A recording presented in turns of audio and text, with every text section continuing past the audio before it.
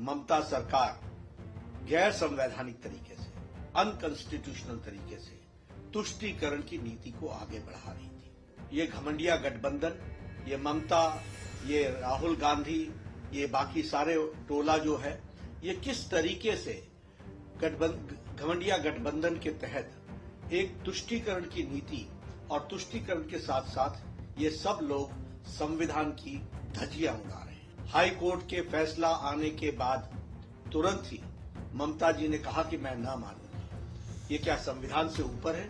राहुल गांधी ये संविधान की पुस्तिका लेकर के फिरते रहते हैं, लेकिन ऐसे मुद्दों पर जब हाई कोर्ट के तरफ से फैसला आ जाता है और मुस्लिम तुष्टीकरण का पर्दाफाश होता है और मुस्लिम तुष्टीकरण स्पष्ट इन लोगों के एक्टिविटीज के द्वारा, इनके कार्यकलापों के द्वारा स्पष्ट दिखता है, तो ये चुप्पी साधते हैं। भाजपा के राष्ट्रीय अध्यक्ष जेपी नड्डा ने कलकत्ता हाई कोर्ट द्वारा 2010 के बाद पश्चिम बंगाल में जारी किए गए सभी ओबीसी प्रमाण पत्रों को रद्द करने के फैसले पर कहा कि ये दोनों ही जो फैसले आए हैं वो बताते हैं कि ममता बनर्जी की सरकार गैर संवैधानिक तरीके से तुष्टीकरण की नीति को आगे बढ़ा रही थी। प्रधानमंत्री नरेंद्र मोदी ने इस चुनाव में बड़े ही स्पष्ट शब्दों में इस विषय को उठाया कि किस तरीके से ये इंडी गठबंधन ममता बनर्जी, राहुल गांधी और बाकी सारे टोला घमंडिया गठबंधन के तहत तुष्टीकरण करने के साथ साथ संविधान की धज्जियां उड़ा रहे हैं। उन्होंने आगे क्या कुछ कहा, देखिए ये वीडियो। कि आज कलकत्ता हाई कोर्ट ने जो मुस्लिम को ओबीसी का आरक्षण यानी ओबीसी कोटा सब कैटेगरी में जो आरक्षण दिया जा रहा था, उसको कलकत्ता हाई कोर्ट ने निरस्त कर दिया है। साथ ही साथ जो ओबीसी सर्टिफिकेट वेस्ट बंगाल में मुस्लिम्स को दिया जा रहा था 2010 से लेकर के 2024 तक, उसको भी हाई कोर्ट ने निरस्त कर दिया है।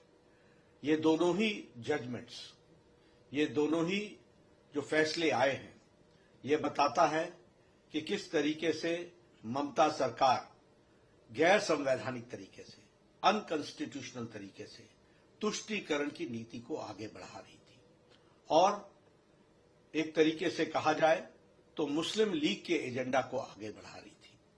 प्रधानमंत्री मोदी जी ने इस चुनाव में बड़े स्पष्ट शब्दों में इस विषय को उठाया कि किस तरीके से ये इंडी गठबंधन, ये घमंडिया गठबंधन, ये ममता, ये राहुल गांधी, ये बाकी सारे टोला जो है, ये किस तरीके से घमंडिया गठबंधन के तहत एक तुष्टीकरण की नीति और तुष्टीकरण के साथ साथ ये सब लोग संविधान की धज्जियां उड़ा रहे हैं।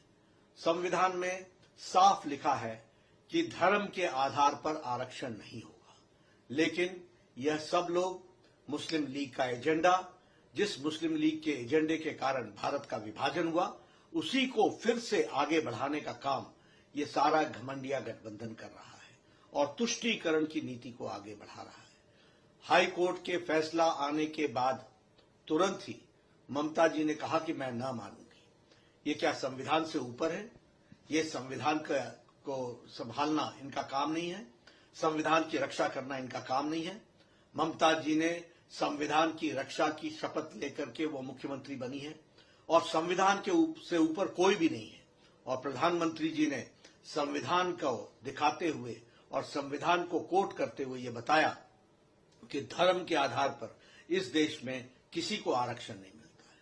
राहुल गांधी ये संविधान की पुस्तिका लेकर के फिरते रहते हैं, लेकिन ऐसे मुद्दों पर जब हाई कोर्ट के तरफ से फैसला आ जाता है और मुस्लिम तुष्टीकरण का पर्दाफाश होता है और मुस्लिम तुष्टीकरण स्पष्ट इन लोगों के एक्टिविटीज के द्वारा, इनके कार्यकलापों के द्वारा स्पष्ट दिखता है, तो ये चुप्पी साधते हैं। ऐसे लोगों को इस चुनाव में भारत की जनता और पश्चिम बंगाल में ममता को पश्चिम बंगाल की जनता सबक सिखाएगी, ये मैं कहना चाहूंगा।